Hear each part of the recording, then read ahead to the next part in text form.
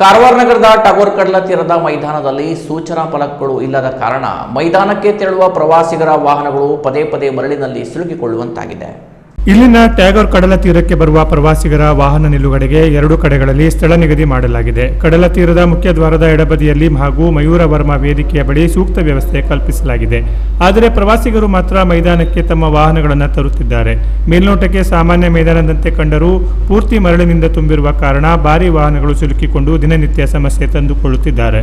ಬುಧವಾರವೂ ಚಿತ್ರದುರ್ಗದಿಂದ ಖಾಸಗಿ ಬಸ್ನಲ್ಲಿ ಬಂದ ಕುಟುಂಬವೊಂದು ಈ ರೀತಿಯ ಸಮಸ್ಯೆ ಅನುಭವಿಸಿದೆ. ಸುಮಾರು 30ಕ್ಕೂ ಹೆಚ್ಚು ಪ್ರವಾಸಿಗರು ಬಸ್ನಲ್ಲಿ ಬಂದಿದ್ದು ವಾಹನ ನಿಲುಗಡೆ ಮಾಡದೆ ಇಲ್ಲಿನ ಮೈದಾನಕ್ಕೆ ವಾಹನವನ್ನು ತಂದಿದ್ದಾರೆ. ತಕ್ಷಣ ಬಸ್ನ ಹಿಂದಿನ ಚಕ್ರಗಳು ಮರಳಿನಲ್ಲಿ ಸಿಲುಕಿಕೊಂಡಿವೆ. ಪ್ರವಾಸಿ ತಾಣದಲ್ಲಿ ಮೋಜು ಮಸ್ತಿ ಮಾಡಲು ಬಂದಿದ್ದ ಪ್ರವಾಸಿಗರು ಕೆಳಗೆ ಇಳಿದು ಬಿಸಿಲಿನಲ್ಲಿ ಬಸ್ ತಳ್ಳಲು ಆರಂಭಿಸಿದ್ರು.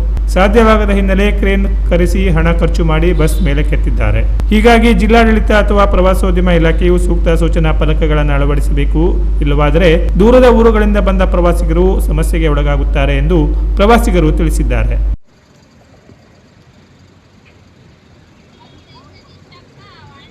ಮೂಡು पैसे बरे घेतला